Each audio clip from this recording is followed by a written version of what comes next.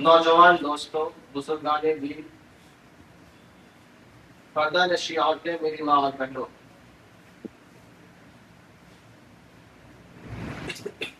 آج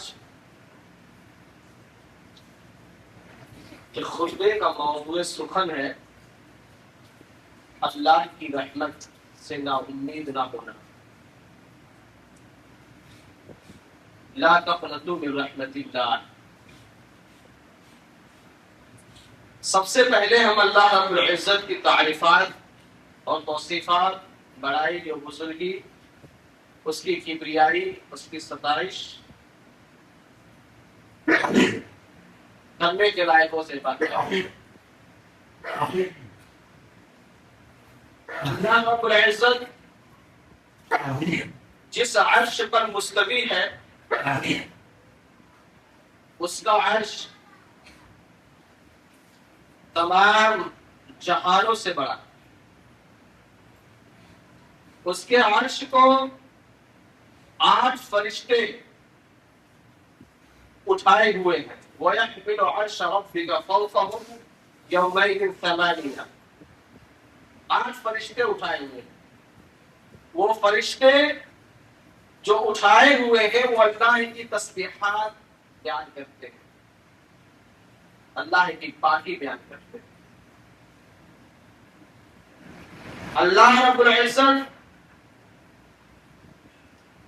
کی حمد و کبریائی اور اس کی رحمت کے بارے میں آج کے خطبے جمعہ میں آپ کے سامنے پیش کی جائیں گی۔ اللہ سے دعا کرتا ہوں کہ اللہ تعالیٰ ہمیں کہنے سے زیادہ، آپ کو سننے سے زیادہ عمل کرنے کی توفیق عطا فرمائے۔ اللہ کا 99 نام ہے اور ایک ایسا نام جسے ہم رحمان کہتے ہیں۔ رحمان جس کا معنی ہوتا ہے بڑا مہربان، نہایت رحم کرنے والا، بڑا مہربان، نہایت رحم کرنے والا۔ رحمان قرآن مجید کے اندر اللہ رب العزت 57 بار 57 ٹائمز ذکر کیا ہے۔ رحمان اللہ رب العزت، اس رحمان کا جو نام ہے اللہ کا، اس کے اندر دنیا کی تمام مخلوقات، چرند پرند، انسان، جنات، پیڑ پودے، جانور، حیوانات، نباتات، ساری کی ساری چیزوں کے اوپر اللہ تعالیٰ کی اس ایک نام، اس رحمت، اس رحمان کا سایہ ہے، اس کی شفقت ہے، اس کی مہربانی ہے تمام لوگوں کے اوپر۔ حضرت ابو ہریرہ رضی اللہ تعالیٰ عنہ سے روایت ہے، فرماتے ہیں اللہ کے رسول صلی اللہ علیہ وسلم نے فرمایا کہ اللہ تعالی نے رحمت کو جب پیدا کیا، رحمت کو جب بنایا تو اس کے 100 حصے کیے، 100 حصے کیے، 99 حصے کو اپنے پاس رکھا، ایک حصے کو زمین پر اتارا، زمین پر رہنے بسنے والے لوگوں کے اندر اس رحم کو، اس رحمت کو ڈالا، یہاں تک کہ اگر اس رحمت کا اندازہ لگانا چاہیں آپ، ایک رحمت کا اندازہ کہ ایک رحمت سے انسان، ایک رحمت سے جانور، ایک رحمت سے چرند پرند، ایک رحمت سے دنیا کی تمام مخلوقات جو دہاڑنے والے ہو، پھاڑنے والے ہو، چنگاڑنے والے ہو، اڑنے والے ہو، چھپٹنے والے ہو، تمام کے تمام لوگوں کے اندر اگر دیکھی جائے تو اس رحمت کا آپ کو وہ نظارہ نظر آئے گا۔ ایک جانور اپنے بچے کو پیدا کرنے کے بعد جب پیدا کر دیتی ہے، اس کے اندر سے جو مادہ نکلتا ہے جسے ہم سب کہتے ہیں عربی زبان میں، اسے وہ پھینکتی نہیں ہے، وہ جانور، وہ ماں اسے پھینکتی نہیں ہے، اسے اپنی زبان سے چاٹ چاٹ کر ختم کر دیتی ہے، اپنے اس بچے کے اوپر ایک بھی سم لگنے نہیں دیتی، نہ باقی چھوڑتی ہے، یہ سوچ کر کہ کہیں یہ زہر، کہیں یہ زہریلا مادہ بچے کے منہ میں نہ چلا جائے، بچے کے ناک کے راستے سے نہ داخل ہو جائے، میرا یہ بچہ تکلیف میں مصیبت میں آ جائے۔ یہ ایک رحم کا ثبوت ہے، ایک رحم جس کو اللہ رب العزت نے دنیا میں دکھا۔ وہ ماں، یہ تو جانور ہے، یہ ماں جسے جو اپنے پیٹ میں 9 مہینے تک بچے کو رکھتی ہے، مصیبتوں اور تکلیفوں کو سہتی ہے، بہت ہی کراہیت اور شدت کے ساتھ جب وقت پورا ہوتا ہے تو اسے جنم دیتی ہے، اس کی ولادت ہوتی ہے، اور ولادت ہونے کے بعد اسے اپنے سینے سے لگا لیتی ہے۔ ہونا یہ چاہیے تھا کہ اتنی شدت کے بعد، اتنی کراہیت کے بعد، اتنی تکلیف کے بعد، 9 مہینہ ڈھونے کے بعد، اپنے پیٹ میں رکھنے کے بعد، پیدا ہونے کے بعد اسے پھینک دینا چاہیے، لیکن اللہ رب العزت کی وہ ایک رحمت اس ماں کے اوپر غالب آ جائے، اسے پھینکنے کے بجائے خون آلود بچے کو اپنے سینے سے لگا لیتی ہے، اسے سوکھی جگہوں پہ سلاتی ہے، اپنے گیلی جگہوں پہ سوتی ہے، اور وہ ماں بچے کو اگر کوئی تکلیف پہنچ جائے تو دن اور رات ایک کر دیتی ہے، اس کو چین و سکون نہیں ہوتا ہے۔ ایک رحمت کا وہ عالم ہے۔ اب جس کے پاس 99 رحمت ہو، جس کے پاس 99 رحمت ہو، جو ہمارا رب ہے، جو ہمارا مالک و مختار ہے، جس کی ہم تنہا عبادت کرتے ہیں، جو ہمارا معبود برحق ہے، اس کے پاس 99 رحمت ہے، تو اس کی رحمت کا اندازہ کیا ہوگا؟ میرے بھائیوں دوستو، یہ رحمان جو لفظ ہے پورے قرآن مجید میں جتنی صورتیں ہیں 114، ایک سورت صرف رحمان سے شروع ہوا ہے، رحمان سے، الرحمن علم القرآن، سورہ رحمان، اور اس کے ساتھ جو صفت آتی ہے وہ رحیم کی آتی ہے۔ رحمان کے ساتھ کوئی بھی صفت نہیں آئے گی سوائے رحیم کے۔ رحمان المالک نہیں کہیں گے، رحمان القدوس نہیں کہیں گے، رحمان الحافظ نہیں کہیں گے، اگر آپ کہیں گے تو الرحمن الرحیم کہیں گے۔ اور رحمان اور رحیم میں فرق کیا ہے؟ رحمان جو ہے وہ دنیا میں تمام لوگوں کے اوپر ہے، غالب ہے، چاہے وہ مسلم ہو، چاہے غیر مسلم ہو، چاہے وہ جنات ہو، انسان ہو، فرشتہ ہو، چرند ہو، پرند ہو، شجر ہو، مچھلیاں ہو، کیڑے مکوڑے ہو، دنیا کی تمام مخلوق پر وہ رحمان غالب ہے، غالب و رحمان۔ اور صرف اور رحیم یہ کل قیامت کے روز میدان محشر میں مومنین بندوں کے ساتھ، اللہ کے خاص بندوں کے ساتھ اس کا تعلق ہے۔ دنیا میں تو رحمان سب کے اوپر غالب ہے، چاہے اللہ کی عبادت کرے یا نہ کرے، چاہے وہ اللہ کو مانے یا نہ مانے، پھر بھی اللہ کی رحمت اس بندے کے اوپر ہے، اس جانور کے اوپر ہے، اس چرند کے اوپر ہے۔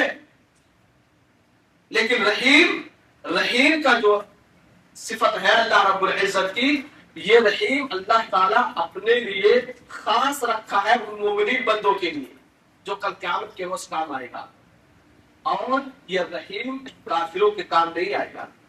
رحمان اور رحیم میں یہ فرق ہے۔ میرے بھائیوں اور دوستوں، حضرت عبداللہ بن عمر رضی اللہ تعالیٰ عنہما سے ایک حدیث مروی ہے، وہ فرماتے ہیں کہ قال رسول اللہ صلی اللہ علیہ وسلم الراحمون یرحمہم الرحمن، رحم کرنے والوں کے اوپر رحمان رحم کرتا ہے، رحمان رحم کرنے والوں کے اوپر رحمان رحم کرتا ہے۔ ارحموا من فی الارض، تم لوگ زمین والوں پہ رحم کرو، یرحمکم من فی السماء، آسمان والا تم پر رحم کرے گا۔ رحمان رحم کرنے والوں کے اوپر اللہ رحم کرتا ہے. تم زمین والوں پر رحم کرو، آسمان والا تم پر رحم کرے گا. آئیے اس کو سمجھتے ہیں. زمین والوں پر رحم کرو، یہ حمو زمین والوں پر رحم کرو. بنو اسرائیل کے قوم کا واقعہ ہے. حضرت ابو ہریرہ رضی اللہ تعالیٰ عنہ سے وہ حدیث مروی ہے، اور ایک حدیث عمرو بن عاص رضی اللہ تعالیٰ عنہ سے مروی ہے. دو واقعات ہیں اور وہ رحم کے واقعات ہیں. ایک عورت، اللہ کے رسول صلی اللہ علیہ وسلم فرماتے ہیں کہ ایک عورت بلی کی وجہ سے جہنم میں پہنچائی گئی، اسے جہنم میں داخل کیا گیا. بتایا جاتا ہے اللہ کے رسول صلی اللہ علیہ وسلم نے بتایا کہ اس بلی کو اس عورت نے قید کر لیا تھا. قید کرنے کے بعد اسے گھر میں بند کر دیا، اسے کھانا پانی سے بالکل کھانا پانی ہی نہیں دیا، اور نہ ہی اسے آزاد کیا کہ اسے چھوڑ دے تاکہ وہ باہر جا کے زمین کے کیڑے مکوڑوں کو کھا کر اپنے پیٹ بھر لے. آخر کار وہ بلی بھوک و پیاس سے تڑپ تڑپ کر مر گئی. اللہ کے رسول صلی اللہ علیہ وسلم فرماتے ہیں کہ اس عورت کو اللہ تعالیٰ جہنم میں داخل کر دیا، کیونکہ ارحموا من فی الارض، کیونکہ وہ زمین والوں پر رحم نہیں کیا. وہ عورت زمین پر بسنے والے مخلوقات کے اوپر رحم نہیں کیا. اور یرحمکم من فی السماء، اللہ تعالیٰ نے اس کے اوپر رحم نہیں کیا، اسے جہنم میں داخل کر دیا. اسی طرح سے جو اس حدیث میں بتایا گیا ہے کہ تم زمین والوں پر رحم کرو، تو حضرت ابو ہریرہ رضی اللہ تعالیٰ عنہ فرماتے ہیں کہ بنو اسرائیل کے قوم میں ایک عورت تھی جو زانیہ تھی، طوائف جسے ہم کہتے ہیں. وہ اپنے آپ کو زیب و زینت بنا کر سنگار کر کے جا رہی تھی.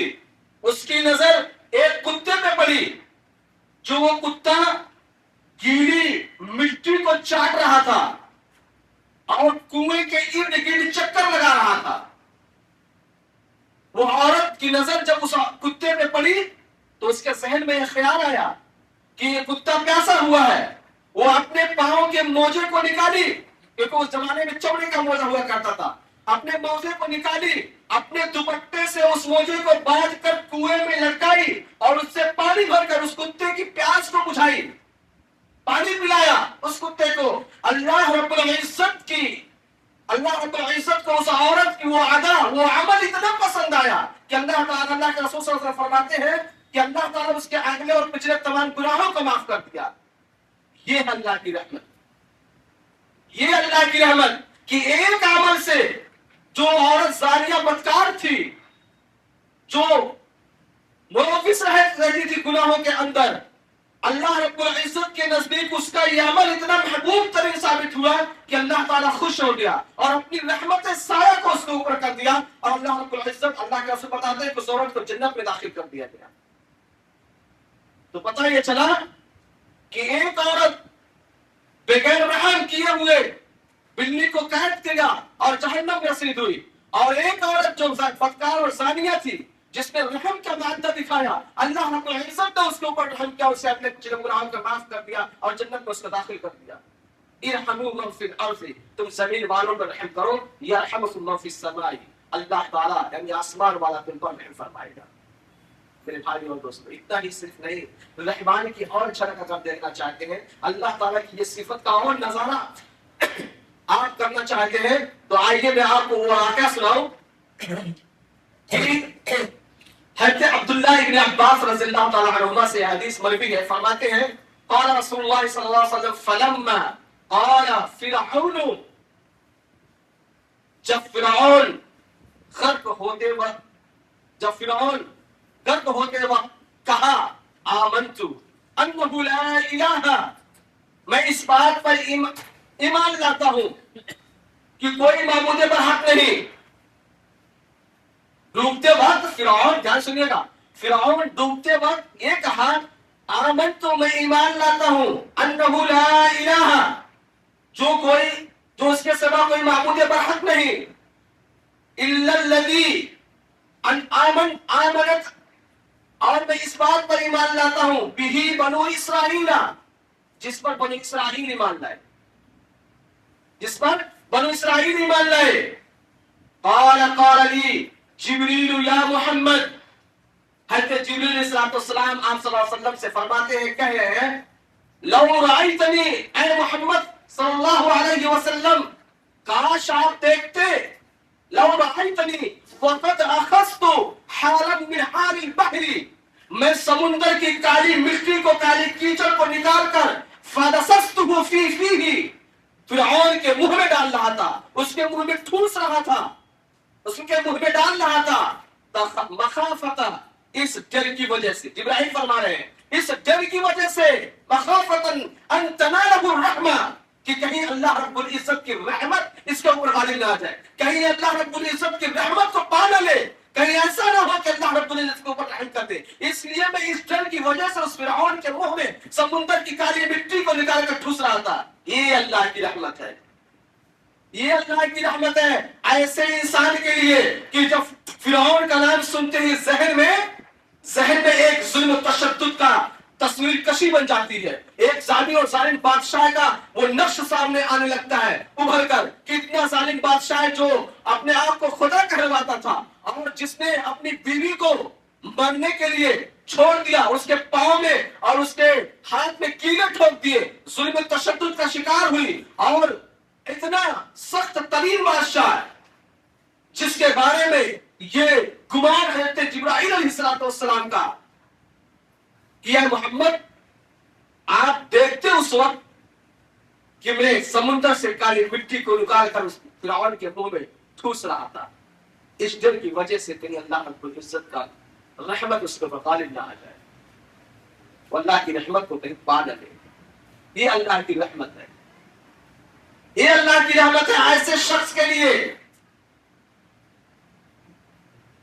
जिसे सुबह शाम जहन्नम के दहाने पर लाया जाता है, उनके अहल की फिरौन की।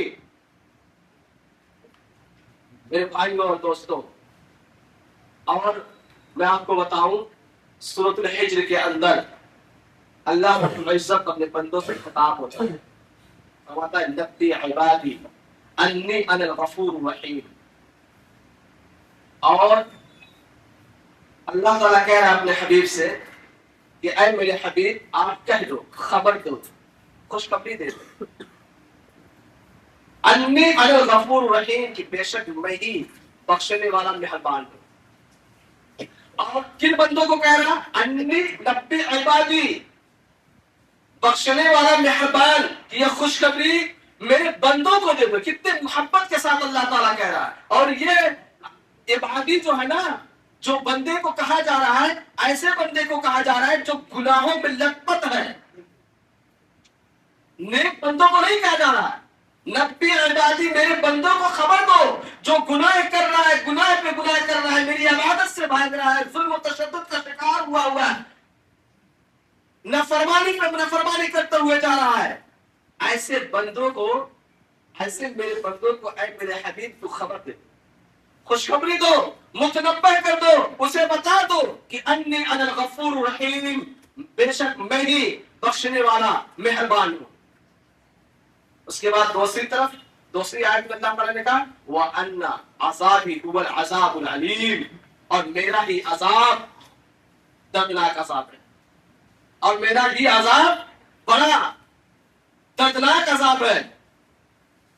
इन दोनों जोड़ों में अगर आप फर्क जानना चाहते हैं, देखें फर्क, तो माफ करने के लिए, रहमत बरसाने के लिए, रहमत का साया अपने बंदों को जाहिर करने के लिए, बताने के लिए ये कहा कि मैं ही बख्शने वाला हूं, मैं ही माफ करने वाला हूं, मैं ही मेहरबान हूं।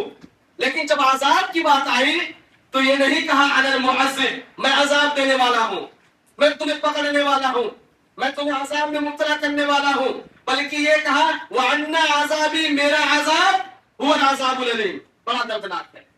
यह कह दिया, होने तो यह चाहिए था पहले जुमले को देखते हुए कि मैं ही बख्शने वाला हूं, मैं ही मेहरबान हूं, तो दूसरे जुमले में यह होना चाहिए था कि मैं ही अजाब देने वाला हूं, मैं ही गिरफ्त करने वाला हूं, पकड़ने वाला हूं गुनाहों पर। लेकिन नहीं, शफकत देखिए अल्लाह रब्बुल इज्जत के अपने बंदों से, उन बंदों की जो गुनाहों में लथपथ हुए हैं, ऐसी रहमत अल्लाह रब्बुल इज्जत की कहां नजर आएगी।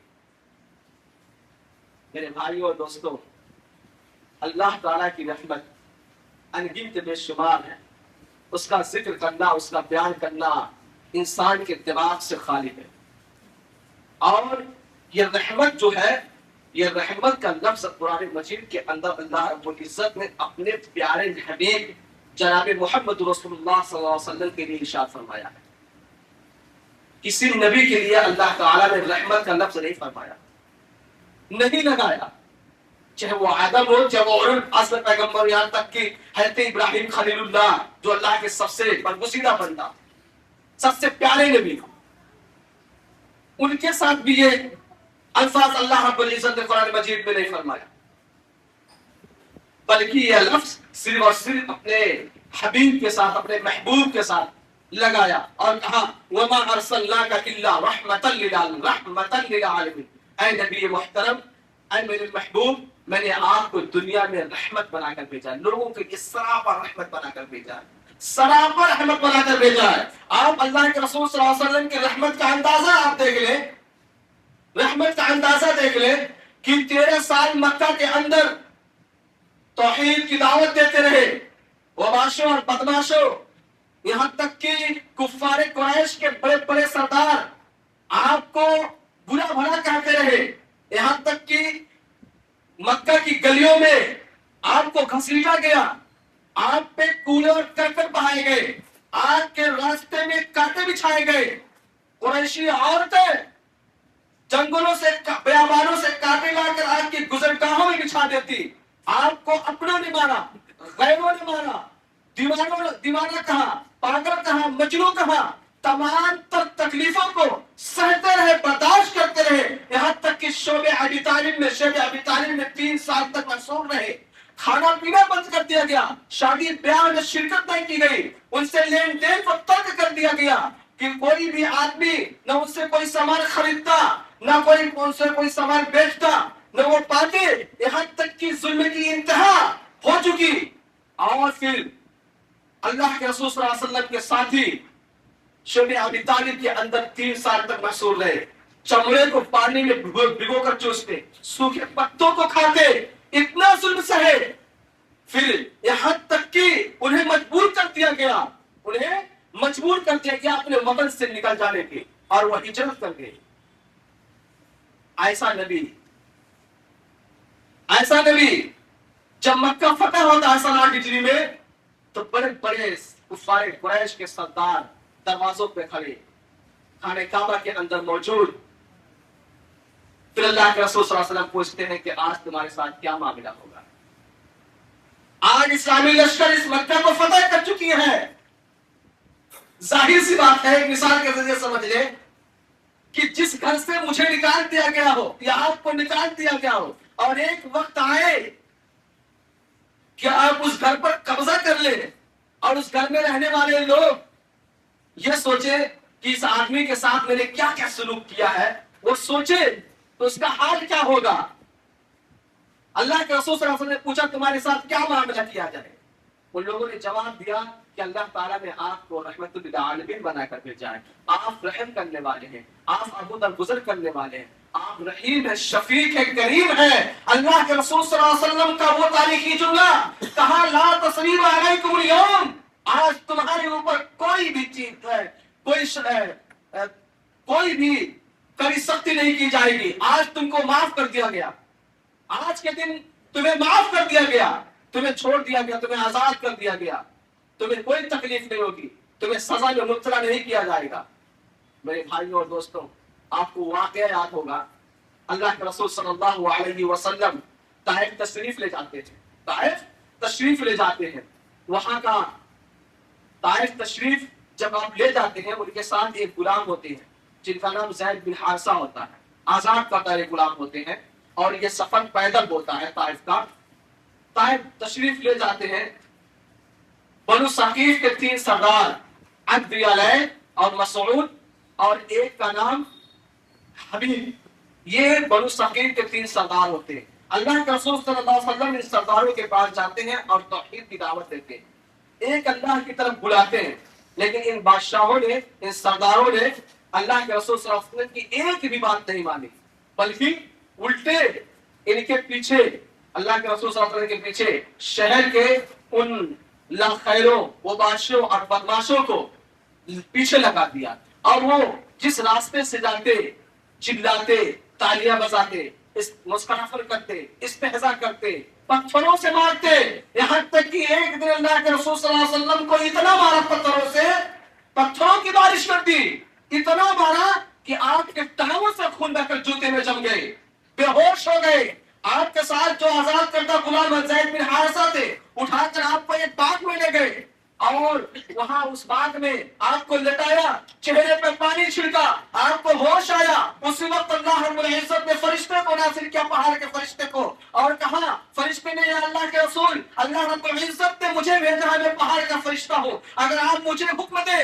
तो इन ताइफ वालों को दो पहाड़ियों के बीच में रखकर पीस दो। लेकिन अल्लाह के रसूल सल्लल्लाहु अलैहि वसल्लम ने कहा, नहीं, ऐसा हरगिज़ मत करना, मुझे उम्मीद है आने वाली ईद की नस्ल जरूर मुसलमान होगी और एक अल्लाह की जरूर इबादत करेगी। इतना जुल्म सहने के बावजूद भी यह आलम है रहमत का, सिर्फ एक आदमी मुसलमान हुआ। कौन? वो बाग वाला, वो अंगूर का बाग था जिसका नाम अद्दास था। ये अद्दास, ऐन दाल दाल मुशद्दद अलिफ सीन, अद्दास, आसान, अद्दास का मतलब मजबूत। अद्दास रज़ियल्लाहु अन्हु ये नैनवा के रहने वाले थे। जब इन्होंने अल्लाह, जब होश आया तो अल्लाह के रसूल सल्लल्लाहु अलैहि वसल्लम ने इनसे पूछा कि तुम कौन हो, तुम्हारा नाम क्या है? कहा, मेरा नाम अद्दास है। कहा, कहाँ के रहने वाले? कहा, नैनवा शहर का। कहा, उस शहर जहाँ यूनुस बिन मत्ता के रहने वाले हैं। कहा, कैसे आप उनको जानते हैं? कहा, वो मेरे भाई है, अल्लाह रब्बुल इज्जत ने मुझे नबी बनाकर भेजा है, और उन्हें भी नबी बनाकर भेजा, इस लिहाज से वो मेरे भाई हैं। अल्लाह के रसूल सल्लल्लाहु अलैहि वसल्लम की बात सुनकर अद्दास ने ईमान कबूल कर लिया। ये पहले शख्स के ताइफ के अंदर ईमान कबूल करने वाले, और कोई नहीं। इतना ही सिर्फ नहीं, जब होश चला और फरिश्तों को यह जवाब दिया, और उसके बाद ताइफ वालों के हक में दुआ की, अल्लाह के रसूल सल्लल्लाहु अलैहि वसल्लम, जो दुआ मुस्तज़ाफिन के नाम से मशहूर है, आप हदीस की किताबों में से सर्च करेंगे या गूगल पे सर्च करेंगे तो आप पूरी दुआ आपके सामने नजर आएगी। और कहा, फ़इन्नहुम यहदी कौमी, फ़इन्नहुम यहदी कौमी, फ़इन्नहुम ला यअलमून, अल्लाहुम्मा हदी कौमी फ़इन्नहुम ला यअलमून। या अल्लाह, मेरी ये कौम जो है, कौम को हिदायत तो दे दे, इससे राह रास्त पर ले आ, क्योंकि ये जानती नहीं है, ये भूली है, भटकी हुई है। ये जुल्म तशद्दुद का शिकार होने के बावजूद भी अल्लाह ताला के रसूल सल्लल्लाहु अलैहि वसल्लम की रहमत का ये अंदाजा है, ये मिसाल है, पूरी दुनिया नहीं मिसाल दे पाएगी इस रहमत का। ऐसा कोई नबी नहीं आया कि पत्थर खाने के बाद आपको दुआ दे, मुंह से निकले दुआ, बद्दुआ ना निकले। हाफिज जालंधरी ने कहा था कि इलाही कौम को चश्मे बसीरत दे, इलाही रहम कर इन पर, इन्हें राह हिदायत दे, फराखी हिम्मतों में रोशनी दे इनके सीनों में, किनारे से लगा दे डूबने वाली सफीनों को, इलाही फजल कर कौसार ताइफ की मकीनों पर, इलाही फूल बरसा पत्थरों वाली जमीनों पर। मेरे भाइयों और दोस्तों, ये रहमत का अंदाजा है। रहमत की एक और वाकया मैं आपको बताता हूँ। हिंदा का नाम आपने सुना होगा, हिंदा बिनते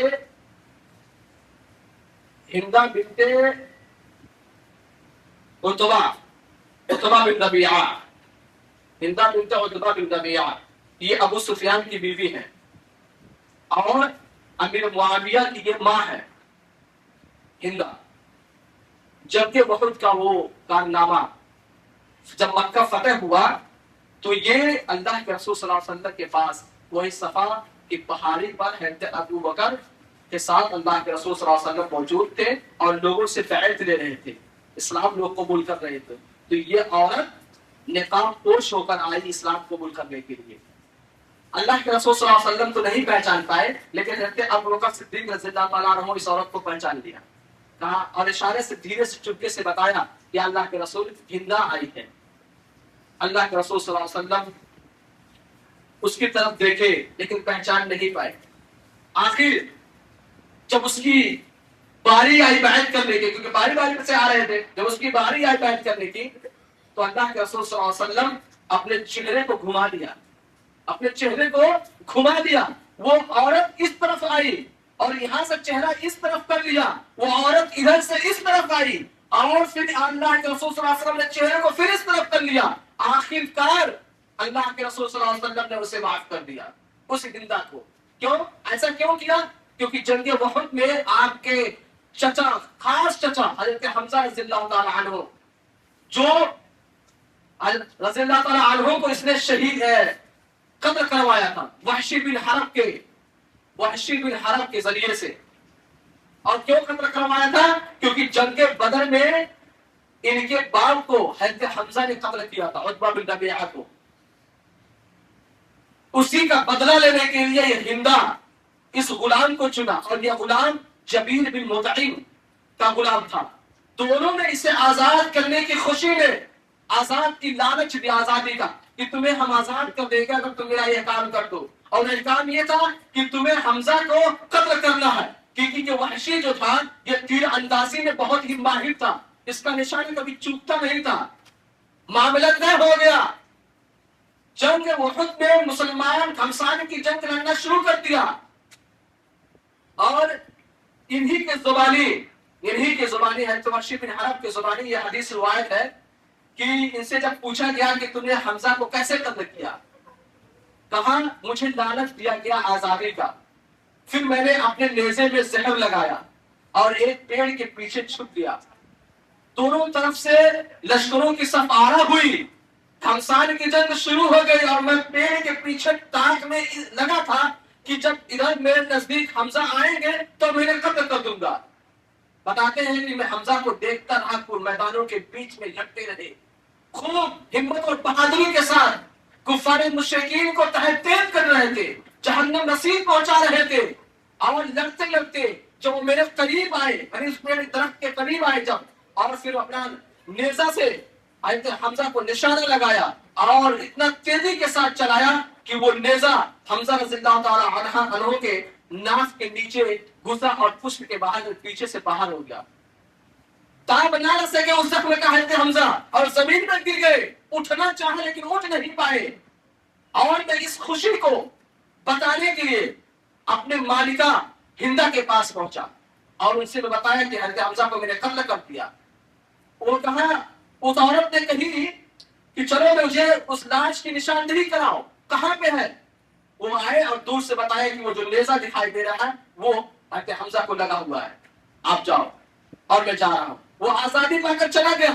اب یہ ہندا جس کو اللہ کے رسول صلی اللہ علیہ وسلم نے چہرہ گھما لیا، کیوں گھمایا؟ اب بات وہ آتی ہے. اس موقع پہ جب وہ دیکھی حضرت حمزہ کی لاش کو، باڈی کو، تو اس کے اوپر سینے کے اوپر چڑھ کر بیٹھ گئی. چاقو لیا، سینے مبارک کو چاک کیا، پھاڑا، اندر سے کلیجے کو نکالا، اسے کچا چبایا لیکن چبا نہیں سکی، کھا نہیں پائی، تھوک دیا، کان کو کاٹا، ناک کو کاٹا، اور اسے مالا بنا کر اپنے گلے میں پہنا، اور رقص و سرود کی محفلیں قائم کرتی ہوئی پھر مکہ کی طرف وہ پلٹی. اس دن سے لوگ اسے آدم خور کے نام سے جانتے اور مشہور ہو گئی. یہ معاملہ تھا حضرت حمزہ رضی اللہ عنہ کے ساتھ. اللہ کے رسول صلی اللہ علیہ وسلم جنگ کے ختم ہونے کے بعد جب یہ معاملہ دیکھا، لاش کو دیکھا، رو پڑے، آنکھوں سے آنسو ٹپٹپا گئے.